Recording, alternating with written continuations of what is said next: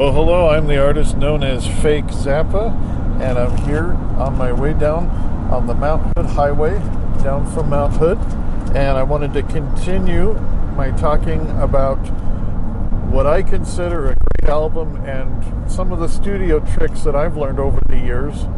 I've been doing home recording since the late 80s. I think the first thing I did was just a 2-track cassette tape back in 1988. I was like 14 years old. And then I got a 4-track cassette recorder.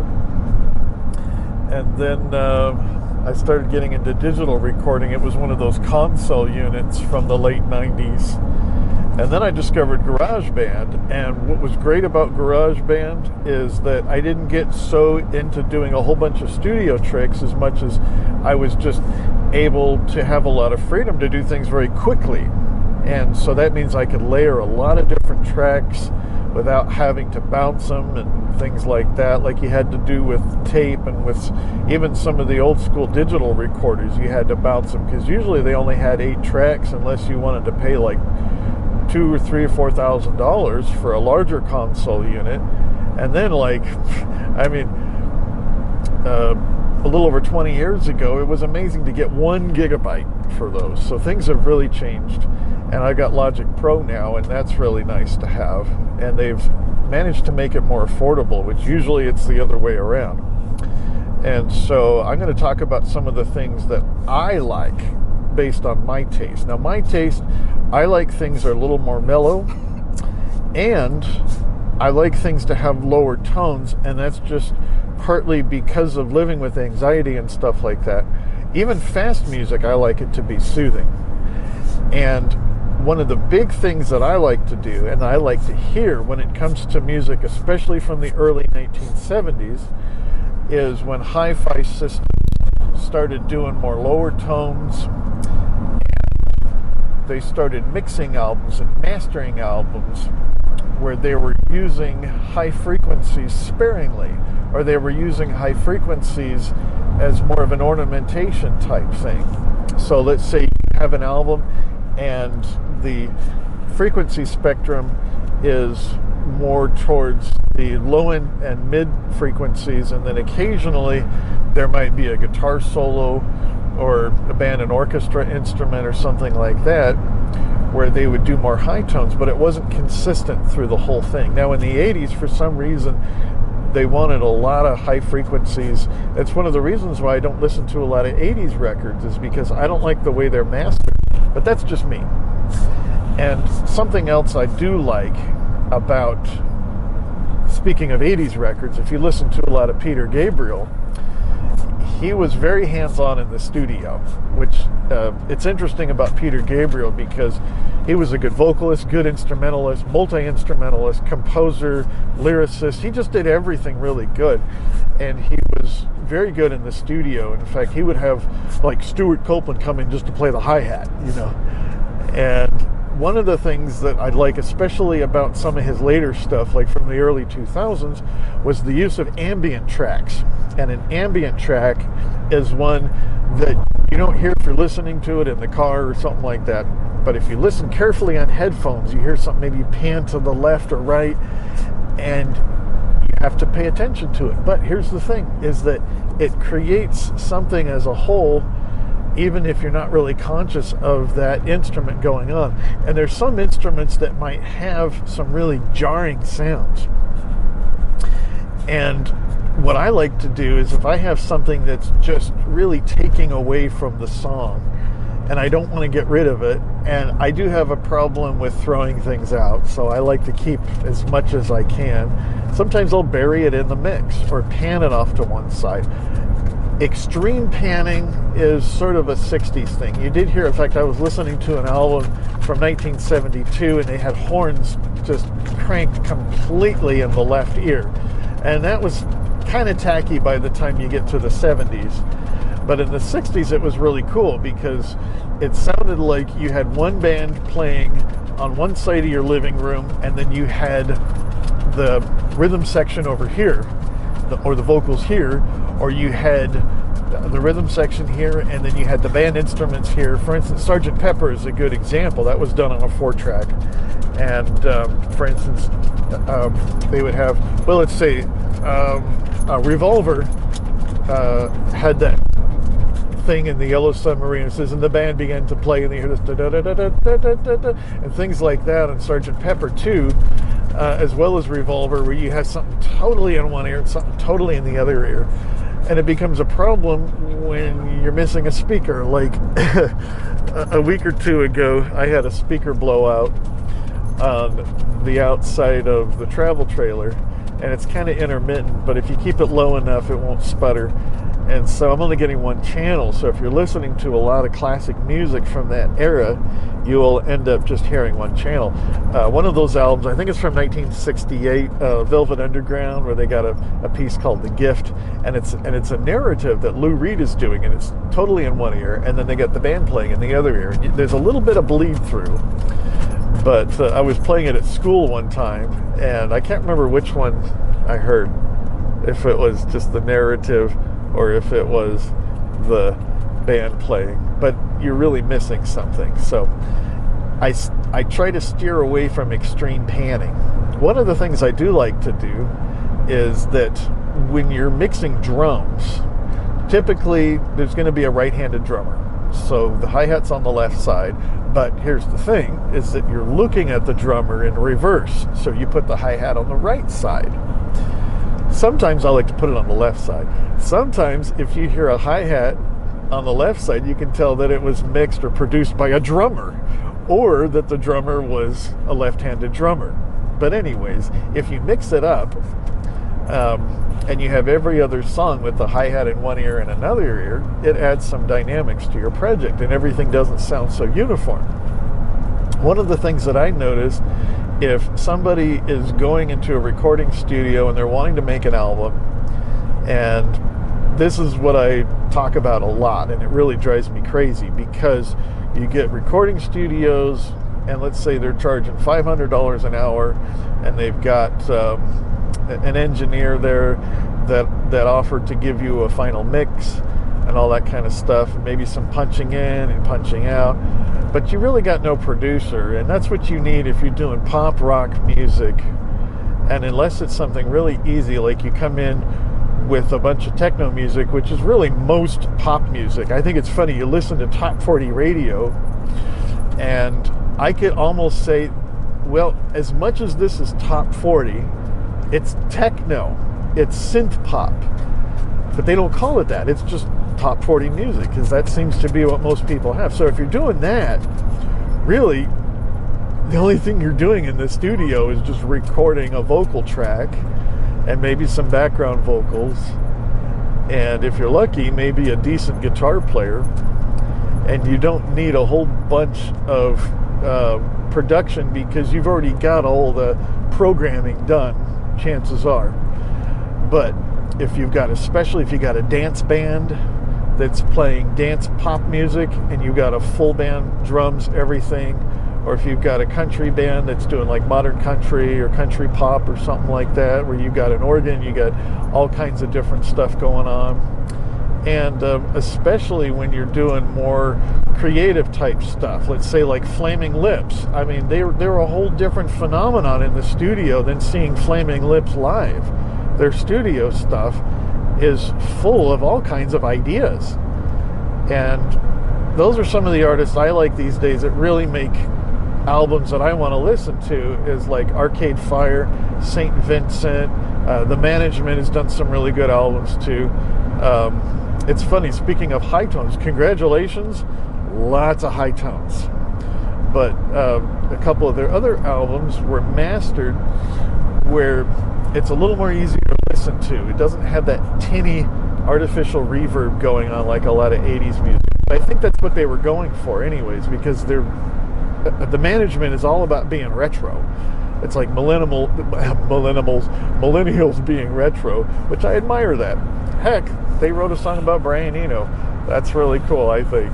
But anyways, there are albums that really play well from beginning to end.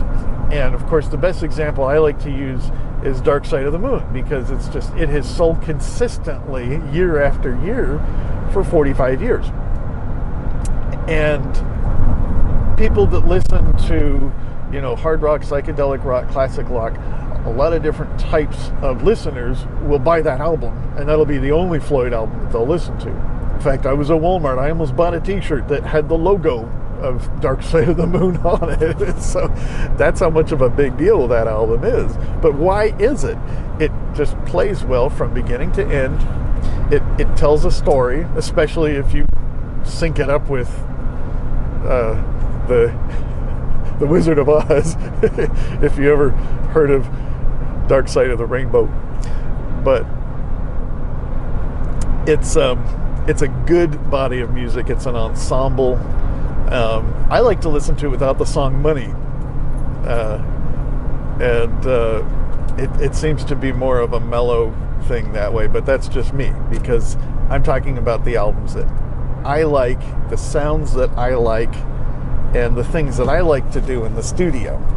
So if you go into a studio without a producer and without a lot of hands-on knowledge about mixing an album especially, and you don't have access to your raw tracks that you can mix at home on a digital audio workstation, a DAW, which is something you need to do if you're paying that much to capture the music. And if they give you a half-decent mix, you should be able to tweak it a little bit on your own and not have to pay them to be able to say, okay, I want a little bit more in this ear and a little bit more in that ear.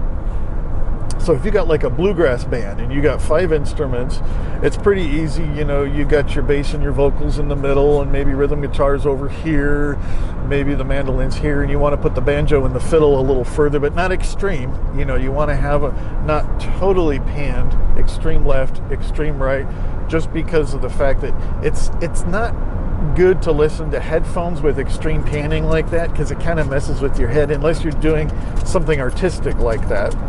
And especially when you got one speaker that goes out. And it's also not good for listening to in your car as well.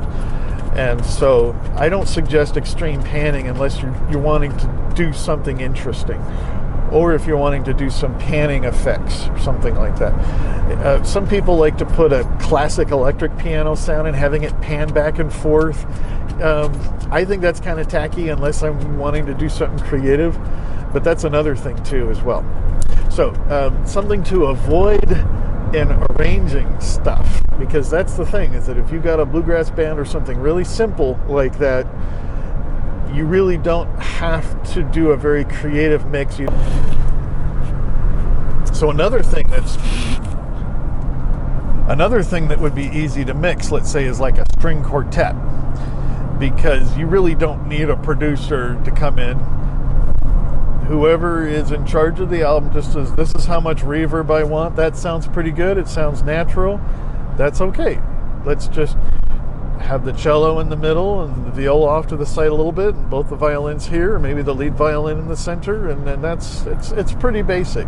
But the thing is that if you're going in there with a drummer, then you're really going to need somebody to help produce what you're doing, because typically when it comes to recordings, is that you can tell if it's shitty because the vocals are shitty, or they're produced bad with too much reverb or something like that, or with no pop filter. Sometimes, and a pop filter takes away the P's and the F's that make the microphone pop, and they're not very expensive.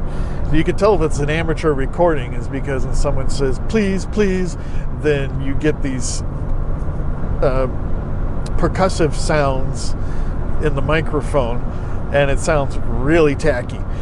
And the other thing is because not many people know how to produce drums, and there's basically 2 ways to produce it. You can make it sound like a live real drum set, or you can make it sound so crystal clear and hyper produced that you can't tell the difference between that and a drum machine. So one of the things I like to do is I like to get old, used, crappy, fall apart drums that did not come from a machine. And I don't even like to put back heads on them too, so you get sort of a kettle drum sound, or maybe not that, but there's just a different sound when you only have a single head that you're working with. And there's something called imaging. And a lot of times folks will mix the drums, like I was saying, like the hi-hats typically on one side, and then you got the right on the other, and you got the cymbals here. They call them the overheads. You got an overhead, a couple of overhead mics for that. And then each tom usually has a mic. Or if you're like, I think it's Led Zeppelin, I think they only use like 3 mics for their drum set on their early albums. And you don't need to go overboard a lot. And sometimes a raw sounding drum set on an alternative indie type production is all you need, because people are going to hear it, they're going to relate to it, they're going to say, yeah, that's a real instrument, that's cool.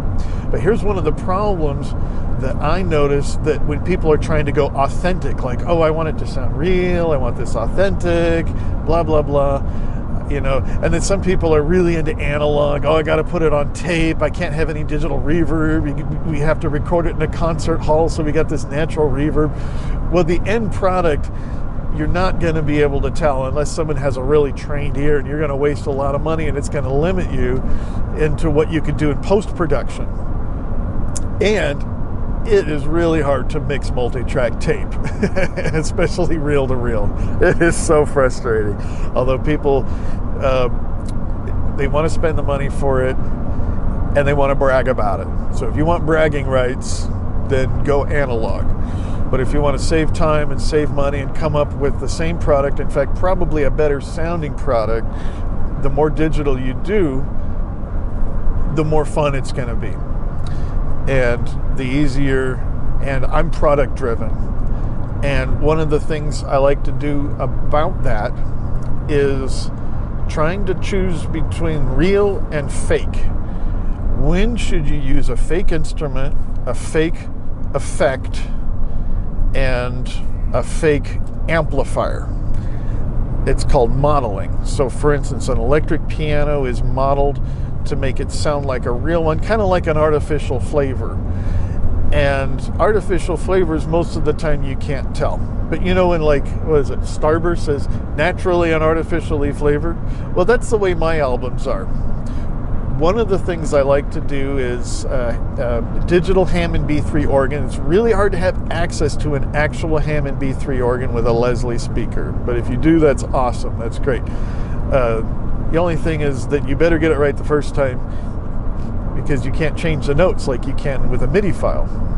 But if you got a sloppy keyboard track, or if there's too much, or you want to add or take away notes or whatever, then you could do that in MIDI. MIDI, of course, musical instrument digital interface, and that enables us to basically record data, not digital audio, and then edit the notes, transpose them, quantize them, which means you put them in the slots instead of sounding a little too early or a little late. It makes it sound more like a robot, so they're really tight that way, but makes it sound fake. But sometimes you want that sound, sometimes you don't. Or you can humanize it. You can do just the opposite, where you sequence something note by note in a sequence editor instead of a real-time editor, and then you humanize it, and then it just randomizes the durations and where the notes go.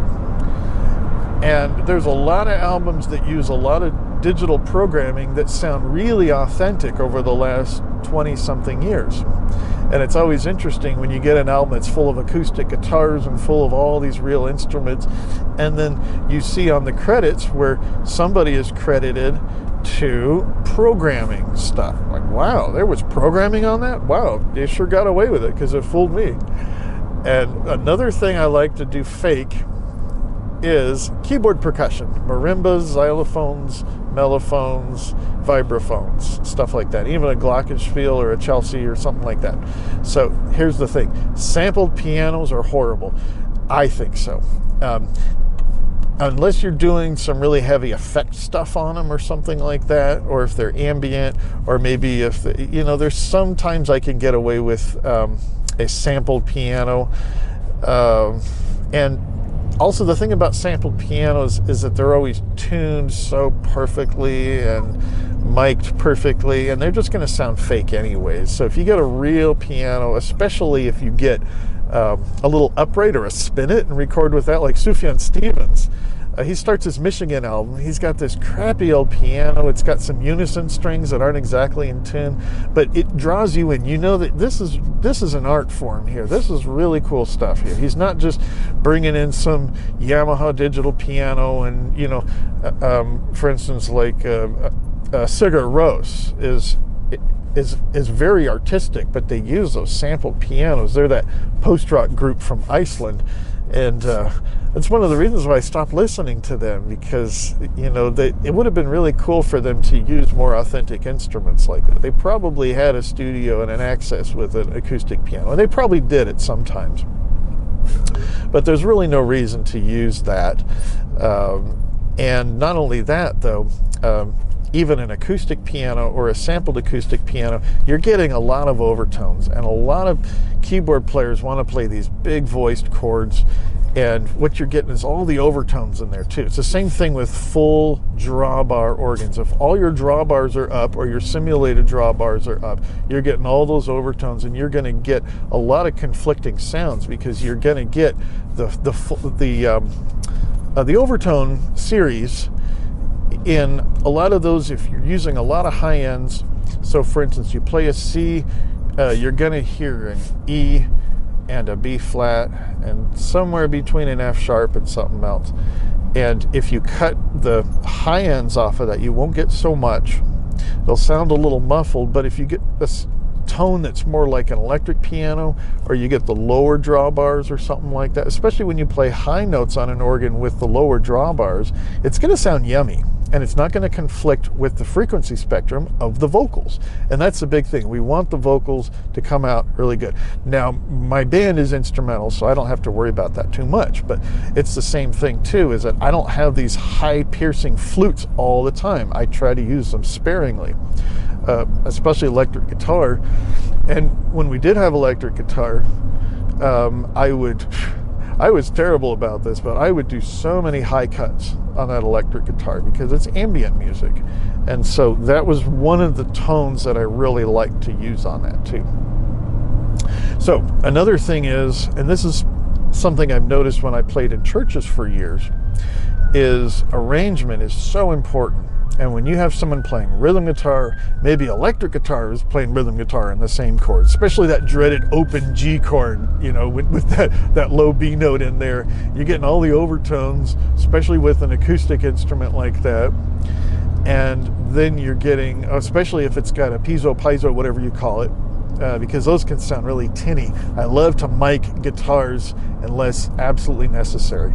Here's another hint too, is that you could actually plug in your guitar, use the guitar pickup, and you can get some of the high ends that you might not necessarily get accented so much as when you're using a mic. But use a good condenser mic and plug it in, and then pan them separately. So it sounds like you're in the middle of the guitar. It's really cool. Another thing is doubling, which is really good to have. Sometimes it sounds like there's one guitar playing, but really it's 4 tracks. It's 2 guitar tracks. One is the mic, one is the pickup, and then the other guitar track is the same thing being played, but it's in a little bit different time. And not only that, I like to tune it just a tad different, and you get a natural chorus effect. There's nothing more tacky, in my opinion, than a lot of chorus sound on the guitar. The chorus, what that does is that it just takes your frequency like a flanger, but it just the phaser will double it, and then it'll oscillate it, and then the chorus is sort of between sort of like a flanger and a phaser, but not so intense. And it's basically giving you a duplicate of your tone, and then morphing the frequency just a tad so it sounds more immersive that way. But it was overused in the late 70s, throughout the 80s and 90s, and especially it's like the smooth jazz thing, especially bass players when they use a lot of chorus. Like a fretless bass will have kind of a chorus sound. You really don't need a chorus effect on a fretless bass, so I try not to use those. Sometimes a chorus on a flute is okay, but here's the thing, is that if you double the instrument, you get a natural chorus effect, and it's more of an orchestral effect, and I just think it sounds better, and you might as well. And so I don't usually double a bass line, but vocals are great when they're doubled, as long as you're not overusing it. And then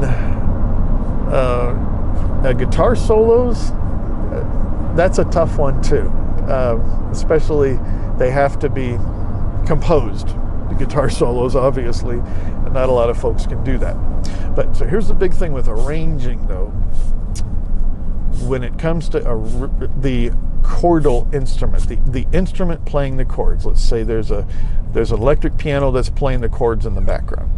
You don't want something in the same frequency range that's playing the same chords, because you will probably get mud, especially if you have an acoustic piano or a sampled piano and an acoustic guitar, because you're going to get all those bright tones, all those overtones. They're going to fight with your vocals, and you're going to get mud, and it's going to sound amateur. Okay, so that's the thing about arranging. If there is additional guitars or additional keyboards, do ornamentations. A great example I have of this is 1968, A Saucer Full of Secrets, Pink Floyd. Richard Wright, I think, is the one that wrote the song. It's called Remember a Day, and it's great how it was arranged to where each beat seemed to have a different instrument. So it started out on the one was the acoustic guitar, bring, and then you had the piano going 3, 4, and they just traded throughout the whole song, and it was great because they were so good at minimalism. And that's why I use Pink Floyd as an example of really good studio albums, especially their early stuff too, because it was really music that's really, for lack of a better term, easy listening when it comes to the progressive rock genre, which is why they've been the most listened to progressive rock band.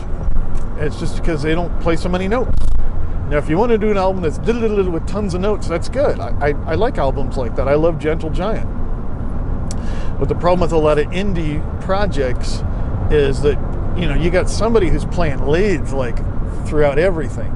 And what they should be doing is ornamentation and embellishments. Sort of like, U2, The Edge, and stuff like that, where they're not really playing chords and they're not really playing leads. They're doing something, like Stuart Copeland is another good example of that, of the Police, where they're doing something between strum and playing leads. And that's a great kind of guitar thing. And sometimes you don't even need a chord instrument if you've got something like that that's really carrying the chords without really playing a 3-note or a 4-note chord all the time. Chord, chord, chord, strum, strum, strum. We really don't need that in a lot of pop music. And so that's the arrangement thing. It's very important. We don't have too much going on at once. And if we do, mute the tracks or do this surgery thing. So here's something what I like to do is I like to have this song and it's got like 30 tracks, right? And it's got like, a dozen or 2 tracks at a time being played. And then what I do, especially if they're looped or something like that, or they're copied, I just poke holes in it. So let's say I got this timeline, and these are the tracks here, and these are the, let's say there's 2 measures here, 2 measures here. So what I do is I delete this particular riff for a couple of measures. And then I have this instrument playing the same riff but in a different ear, and then I reintroduce it and I just poke holes in it basically, and it sounds cool because it adds dynamics. So what you're getting is you're getting 3 or 4 instruments playing the same part. Sometimes they play them all at the same time, sometimes you don't hear the part, and sometimes you hear one in one ear, and then for the second part of the verse, boom, it's the same part but it's a different instrument, it's in a different channel, and it adds dynamics and it adds color to it as well. So that's fun. A great way to add color is synth sounds, and I love digital model synths. There is a big craze about modular synthesizers, and if you spend enough time around me, you know that I think that the whole modular synth thing, based on everything I've heard, except for like Tomita and Wendy Carlos, folks that really are trained musicians and highly trained technicians. So you usually don't have both. You usually have really good technical people that create really cool sounds because they're really hard to make with an analog system. But you can tell they got a lot of unintentional bitonality. They're playing triads. They're playing a lot of conventionality. They're playing all in 4/4 time. They're playing in easy keys. They're playing white keys. And I just think this isn't music that stimulates me intellectually, and typically not on an emotional level, just because there's not a lot of compositional experience or a lot of arrangement in it. So here's the thing, is if you happen to have a keyboard player that really knows their music theory, really knows composition and arranging and skills and all that kind of stuff, that's great. But typically you can get something that is so similar to that, and you can even run it through some analog equipment and beef it up a little bit and cheat. I'm all about cheating as long as I'm honest about it. And I don't tell somebody, oh, this is an analog piece, just because it sounds analog and it's digital. It's like, hey, this is my fake. This is how much fake there is. This is how much real there is. And I did it quickly and easily, and I finished the project. A lot of people don't finish their recording projects, which one of my habits is that I create a demo mix, and then I do it as like an MP3, and I rip it at 128 or something like that. And then that's the only version I end up with, because I lose the raw tracks, or the raw tracks get corrupted. Old GarageBand files sometimes don't convert. Sometimes they get corrupted when you keep updating and backing up your hard drives and things like that. And it can even do that with some other DAWs as well. And sometimes it'll take your raw tracks and it'll forget where they're at on the timeline. And I've had that happen. It's like, oh great, so I'm stuck with this compressed low resolution file that it's the only one I have. So that's one of my problems. With video, it's the same thing as well. I have a video project. This is my rough draft, and then I can't have access to the original files, and I'm stuck with it. So one of the things I notice about drummers is that, and this goes into this whole argument with how much do you want to be authentic, and if that is your value system, is trying to have an experience in the recording studio and bragging rights about, well, we use this and that, and we didn't use a click track, and we didn't use sequencers, it's all real. Well, great, it's all real, but nobody wants to buy your shitty album because there's a lot of amateurs on it, it's poorly arranged, and for all kinds of reasons. But people, they have that as a priority. So here's what's going to happen, is that if you've got a hotshot drummer, no matter how good they are, 90-something% of the time, they are going to have a sort of comfort tempo that they like. And they're going to, no matter how fast or slow you're going to play, they're going to just sort of migrate over to this particular tempo. And this is usually what it is. How fast can that drummer play 16th notes? And he practices in that tempo all the time, because nobody ever told him, hey, why don't you get a metronome and see if you can practice tempos? They all want to practice their skill, they want to practice their fills, they want to practice their Latin beats and their funk beats. And they don't sit down and say, okay, I'm going to practice my drums, and I'm going to do as many time signatures and tempos as I can. Because most drummers can only play in 1 or 2 time signatures, and they're consistent meters. They're 3-beat or 4-beat ones. They're a waltz or a common time. And not only that, though, this thing, it's either like, okay, I play slow ballads or I play everything else in the same tempo. I saw this wonderful professional band here earlier this month, and they were making the festival circuit. And I mean, the vocals were great. The drums were just perfectly mixed and everything. I mean, they were just perfectly tight, except this drummer would speed up. And it was so obvious to me, but, you know, I mean, they'd do a Michael Jackson song that would be a medium funk, and then it would end up sounding like an early 60s Motown, like Do the Twist. That's the tempo that the drummer liked. He ended up in that tempo no matter what they did. And sometimes and it was, I think the guitar player must have been the music director, because he would start at a particular tempo, and then within the first 4 measures he was speeding up, and then halfway through the song he would speed up again. And so you don't want that in the studio. Live, it's not so bad because people are energetic, they want to dance fast, they really don't care. So that's one reason why you don't want that. In fact, that was one of the problems with Stuart Copeland. Speaking of him, the guy that did the hi-hat track, that's probably all Peter Gabriel trusted him with because he couldn't really play the clicks. And he might have, especially if it was only like one instrument like the hi-hat. But the thing is that he couldn't keep time.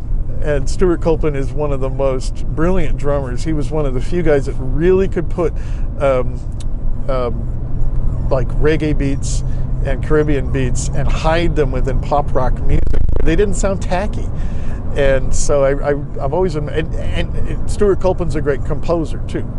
But here's the thing, even good drummers, even well-known drummers can't keep time. So you got to get a drummer or learn how to play drums yourself or use a machine that can keep time. Because if you're doing a song that's, even if it's not a pop song, even if it's just a rock and roll song or a country song, if a DJ wants to use it for something, it's got to have a consistent tempo if they're going to mix it with something like that. And so it'll limit you if you have this tempo, because a lot of people say, oh, the tempo needs to breathe, it needs to breathe. And it's like, yeah, fuck you.